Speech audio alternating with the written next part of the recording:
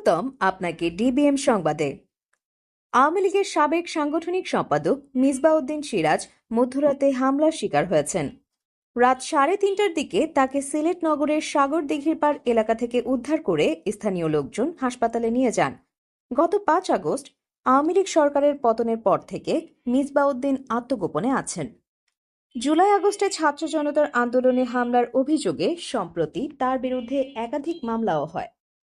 তাই পুলিশের চোখ এড়িয়ে রাতের বেলা তিনি মাঝে মধ্যে আত্মগোপনে থাকা বাসাটি থেকে বেরোতেন। ঘটনার দিন একদল দুর্বৃত্ত তার পথরোধে অপহরণ করে নিয়ে যায়।